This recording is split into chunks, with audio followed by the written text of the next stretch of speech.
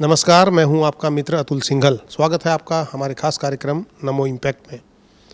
दोस्तों, एक रिपोर्ट आई है जिसमें कहा गया है कि पूरे हिंदुस्तान में, ख़ास तौर से मेट्रो शहरों में, जो बड़े शहर हैं दिल्ली जैसे, वहाँ पर 75% लोग ऐसे हैं जो नींद की बीमारी से जूझ रहे हैं। आपको मालूम होगा, नींद नहीं आना एक सामान्य समस्या है। लोगों को ये समझ में नहीं आता कि नींद कैसे आए। ज़्यादातर लोग नींद की गोलियां खाते हैं जिससे कि उन्हें ठीक नींद आए, लेकिन नींद की गोली खाना कोई समस्या का समाधान नहीं है।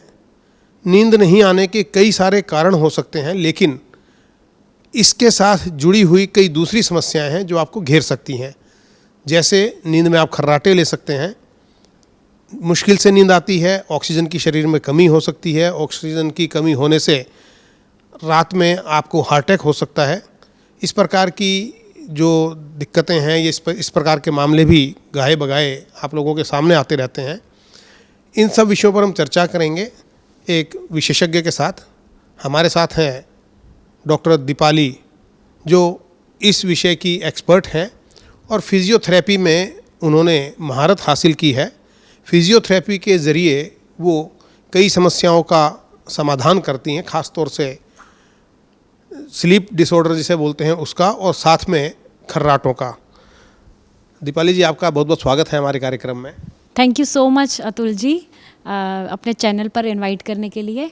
आपने बिल्कुल ठीक कहा कि आजकल नींद की समस्याएं बहुत बढ़ गई हैं। 70 to 80% लोग इस प्रॉब्लम से जूझ रहे हैं, और जिसमें नींद के कई कारण होते हैं, जिसमें खर्राटे और स्लीप एपनिया ये बहुत ही कॉमन एक डिसऑर्डर्स हैं, जिसके लिए हमें अर्ली सोचना होगा और जिसका इलाज करना बहुत जल्दी ज़रूरी है। हम ये जो खर्राटों की आपने बात की हैं, खर्राटे तो आमतौर पर सब लोग लेते हैं। हमने कई बार ये भी देखा कि एक फैमिली के अंदर पति पत्नी है, एक दूसरे के खर्राटे से परेशान है या अलग अलग सोना फिर पसंद करते हैं। वो ये खर्राटों की समस्या क्यों आती है? क्या ये नींद से जुड़ा हुआ मामला है? बिल्कुल, एक्चुअली खर्राटों की वजह से ही नींद जो है डिस्टर्ब होती है। नींद फ्रेगमेंटेड होती है, टूट टूट कर आती है। और ये पति पत्नी दूसरे कमरे में सोना, it is a slip divorce. ये बहुत कॉमन है यूएस जैसी जगह पर। हमारा खर्राटों का मतलब ये होता है कि हमारे सांस की नली में रुकावट होना। जब हम सोते हैं तो हमारी सांस की नली में रुकावट हो जाती है, जिस वजह से आसपास के टिश्यूज़, सराउंडिंग टिश्यूज़ वाइब्रेट करते हैं। जो ये साउंड होती है उसको ही खर्राटे कहते हैं। तो जब ये स्नोरिंग खर्राटे लगातार होते रहें, बढ़ते रहें, तो ये स्लीप एपनिया का रूप धारण कर लेते हैं। और स्लीप एपनिया एक खतरनाक प्रॉब्लम है जिससे हम सबको अर्ली ही डायग्नोस होना चाहिए और जिसका अर्ली ट्रीटमेंट भी होना चाहिए। इसीलिए ये अवेयरनेस के लिए ही हमने, ताकि ज़्यादा हम सबको अवेयर कर सकें इस ट्रीटमेंट के बारे में। जब हम नींद नहीं आने की बात करते हैं तो नींद नहीं आने के बहुत सारे कारण हो सकते हैं। कोई मानसिक तनाव हो सकता है, किसी प्रकार की और कोई समस्या हो सकती है, कोई बीमारी हो सकती है। जब हम बात करते हैं कि 75% या जैसे आपने कहा 70 से 80% लोगों को नींद नहीं आती, तो ये जो खर्राटे जैसी समस्या है या अंदर जो आपने कहा ऑक्सीजन का प्रवाह ठीक नहीं होता, स्लीप एपनिया है, उसमें इसका कितना रोल है? अगर हम स्लीप एपनिया और खर्राटे, ये बहुत ही अब कॉमन प्रॉब्लम हो चुकी है।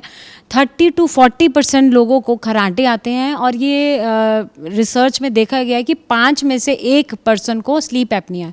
और इनकी वजह से जो नींद जो है आना कम हो जाती है। नींद बहुत गहरी नहीं आती, नींद टूट टूट कर आती है, बार बार उठना, नींद ना आना। तो ये चीज़ें जो हैं, क्योंकि स्लीप एपनिया का मतलब है आपके शरीर में ऑक्सीजन नहीं जा रही है। तो जब शरीर में ऑक्सीजन नहीं जाएगी तो ब्रेन एक्टिव रहता है, और ब्रेन एक्टिव रहता है तो आपको ये प्रॉब्लम्स होनी शुरू हो जाती है और नींद नहीं आती है, गहरी नींद नहीं आ पाती, हम डीप स्लीप में नहीं जा पाते। लेकिन जब खर्राटे आते हैं तो आमतौर पर यही बोला जाता है कि बंदा घोड़े बेचकर सो रहा है, और आप कह रही हैं कि डीप स्लीप नहीं होता है।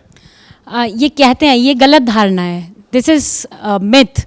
तो यही हमें मिथ को समझाना है कि एक्चुअली ये मिथ है कि गहरी नींद आती है। वो गहरी नींद या घोड़े बेचकर सोने का मतलब ये है कि आपके जितने भी सराउंडिंग टिश्यूज़ हैं, गले के जो मसल्स हैं, ऑल मसल्स जो हैं कोलैप्स हो गए हैं, यानी कि वो पीछे आपके गले वाले रीजन में गिर गए हैं और आपके रास्ते को, एयरवेज को बंद कर दिया है, जिसकी वजह से ऑक्सीजन जो है रुक रुक कर आती है।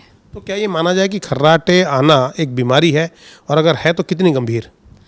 खराटे अगर कभी कभी आए तो इसको हम फिर भी इग्नोर कर सकते हैं, पर अगर खराटे हफ्ते में 3 से 5 बार और लगातार ये 3 महीने तक रहते हैं तो डेफिनेटली ये स्लीप एपनिया हो सकता है। तो हमें इसका अर्ली जांच कराना ज़रूरी है ताकि हम इस प्रॉब्लम को अर्ली सॉल्व कर सकें और इससे हम अर्ली जो सिस्टमिक हमें लेटर ऑन बॉडी की प्रॉब्लम्स हो सकती है, जैसे हार्ट की प्रॉब्लम को इफ़ेक्ट करता है, ये हमारे मेटाबॉलिज्म को इफ़ेक्ट करता है, हार्ट को इफ़ेक्ट करता है, तो ये सब प्रॉब्लम जो सिस्टमिक प्रॉब्लम्स है इससे हम बच सकते हैं। तो जैसे मैंने अभी कहा कि आमतौर पर लोग स्लीपिंग पिल्स लेते हैं, नींद ना आने के लिए गोली का सेवन करते हैं, तो क्या लगता है कि गोली छोड़ी जा सकती है या छोड़ देना चाहिए, या जो आप ट्रीटमेंट करते हैं जैसे फिजियोथेरेपी का, उससे समस्या का समाधान हो सकता है?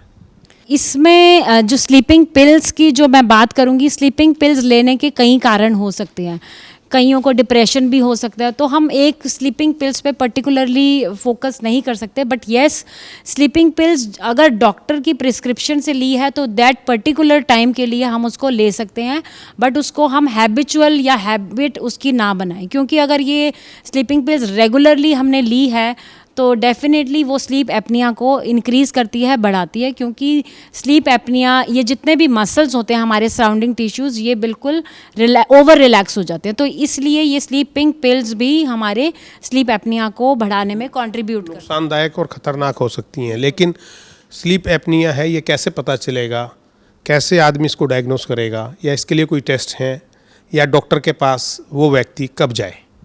सबसे पहले तो हम इसके लक्षणों पर फोकस करते हैं। अगर कोई भी पर्सन जैसे मैंने बताया कि लगातार खरांटे ले रहा है और उसके खरांटे तेज हो रहे हैं, बढ़ रहे हैं, पार्टनर नहीं सो पा रहा साथ में, तो ये एक जिसमें एक डॉक्टर के पास हमें जाना चाहिए। इसके साथ साथ सोते समय जब हम सो रहे हैं तो एकदम चोकिंग जैसा लगेगा कि सांस नहीं आ रही, पर्सन जो जिसको प्रॉब्लम है वो एकदम झटके से उठेगा, और इसे हम चोकिंग और गैस्पिंग कहते हैं, ये सिवियरिटी को डिनोट करता है। और तीसरा जिसे हम मेजरली कहते हैं एक्सेसिव डे टाइम स्लीपीनेस, मतलब कि बैठे बैठे कोई भी काम कर रहे हैं, कोई भी डे टाइम रूटीन एक्टिविटीज़ कर रहे हैं, उसमें हमें बैठे बैठे नींद आना शुरू हो जाएगी। तो किसी भी सिचुएशन में नींद आ सकती है, जैसे कि जो खतरनाक रहता है, जैसे ड्राइविंग के टाइम भी कई कॉरपोरेट प्रोफेशनल्स के होते हैं, वो कंप्यूटर पे काम करते करते सोना शुरू कर देते हैं, डोजिंग करना शुरू कर देते हैं, मीटिंग्स चल रही हैं और उसमें भी नींद आ रही है, ड्राइनेस हो सकती है माउथ की, सिर में हेडेक हो सकता है। जब मॉर्निंग में उठते हैं तो ऐसा लगता है कि नींद पूरी नहीं हुई और मुझे फिर से सोना है। तो ये सब कुछ फीचर्स हैं जिसे हमें ध्यान देना चाहिए, और जैसे ही खरांटे बढ़ने शुरू हैं या कईयों में डे टाइम स्लीपीनेस का फीचर ज़्यादा होता है तो हमें डॉक्टर के पास जाना चाहिए। दिन में सोने की आपने बात की है, कई बार क्या होता है कि लंच करने के बाद आम तौर पर लोग रेस्ट करना चाहते हैं या एक हल्की नैप लेना चाहते हैं, तो ऐसे लोग हैं उनको अक्सर जो है 3 बजे के आसपास लगता है कि नींद आ रही है, झपकी आ रही है, वो इसी से जुड़ा हुआ मुद्दा है या कुछ अलग है? इससे भी जुड़ा मुद्दा हम मान सकते हैं, पर ये एक स्केल होता है एपवर्थ स्लीपीनेस स्केल। इसमें कई एक्टिविटीज़ होती हैं, इसको हम असेसमेंट के दौरान इसे चेक करते हैं। तो अगर ये जो लेवल्स होते हैं डिफरेंट एक्टिविटीज़ में हम चेक करते हैं कि डोजिंग लेवल्स कितने ज़्यादा हैं, तो उस हिसाब से देखते हैं कि अगर स्लीपीनेस हर एक्टिविटीज़ में, मोस्ट ऑफ द एक्टिविटीज़ में अगर हो रही है तो फिर उसको हम ये कंसीडर करते हैं कि इनको बैठे बैठे जो नींद आ रही है बिकॉज ऑफ स्लीप एपनिया आ रही है। ओनली पर्टिकुलर इसके खाने के बाद हम इसको इग्नोर भी कर सकते हैं, बट अगर इसी सिचुएशन में हो रही है। अदरवाइज अगर और एक्टिविटीज़ में भी आ रही हैं, there are list of activities, तो उसमें हम ग्रेडिंग सिस्टम है कि किसमें कितनी हाई इनका हाई लेवल है डे टाइम स्लीपीनेस का, उससे ये पता लगता है। ये जो आप बात कर रहे हैं स्लीप एपनिया की, इसमें जो आप ट्रीटमेंट करते हैं, जैसे फिजियोथेरेपी करते हैं, कितने समय का ये ट्रीटमेंट है और आमतौर पर क्या खर्चा आता है? क्योंकि लोग ऑक्सीजन की मशीनें भी इस्तेमाल करते हैं रात के समय कई लोग, तो क्या मशीन को भी हटवाया जा सकता है? ये बहुत अच्छा क्वेश्चन आपने पूछा। इसका जो ट्रीटमेंट है बहुत ही पर्टिकुलरली पर्सनलाइज्ड है। ये डिपेंड करता है हमारी सिवियरिटी पर, एज ग्रुप पर, बीएमआई पर, असेसमेंट पर। बहुत सारे मल्टीफैक्टोरियल फैक्टर्स हैं। जो इसका प्राइमरी ट्रीटमेंट है स्लीप एपनिया का, वो हमारा रहता है सीपैप या बाईपैप मशीन्स, जो कि सोते समय प्रेशराइज्ड ऑक्सीजन देता है, जो आपका कोलैप्स्ड एरिया है उसके ऊपर आपकी ऑक्सीजन लेवल्स जो है ताकि बने रहे। और कुछ अगर मैं कुछ और की बात करूं जिसके ऊपर पर्टिकुलरली हम काम करते हैं, वो है मायोफंक्शनल थेरेपीज़ या फिर ओरोफेरेंजियल एक्सरसाइजेस। ये एक्सरसाइज पर्टिकुलरली जैसे मैंने आपको बताया कि आपके ओरोफेरिंग्स रीजन यानी कि टंग्स पर, आपके जॉ मसल पर, थ्रोट मसल्स पर काम करती है। इनकी टोनिंग को इंक्रीज़ करती है और ये मसल स्ट्रेंथन होते हैं, और जब आप सोएंगे तो ये एयरवेज ओपन करता है। तो ये जो ट्रीटमेंट है इसके साथ साथ नॉट ओनली दिस, मायोफंक्शनल थेरेपी के साथ साथ हम रेस्पिरेटरी मसल्स ट्रेनिंग कराते हैं, और इसके साथ साथ हम नेज़ल डीकंजेशन, जिनको नेज़ल ब्लॉकिंग बहुत रहती है, वो एक्सरसाइज कराते हैं। प्लस साथ में लाइफस्टाइल मॉडिफिकेशंस ये भी बहुत ज़रूरी हैं, and sleep hygiene tip, sleep hygiene practices जो हमको डेफिनेट फॉलो करनी चाहिए ताकि रात को टाइमली सोएं, 7 से 8 घंटे की नींद ज़रूर लें, आप अल्कोहल को लिमिट करें या सोते समय के टाइम ना लें। ऐसे बहुत सारे टिप्स हैं जो हमें ये ध्यान में रखने हैं। स्क्रीन को हमें सोते समय नहीं यूज़ करना, तो बहुत सारे टिप्स हैं जिसे हम स्लीप हाइजीन प्रैक्टिसेस कहते हैं। आप ये भी बता रही थी कि आपने बहुत सारे ऐसे डॉक्टर्स को भी ट्रीट किया है जो दूसरों को दवाइयाँ देते हैं या ऑपरेशन करते हैं, लेकिन आपने उनको फिजियोथेरेपी से ठीक कर दिया।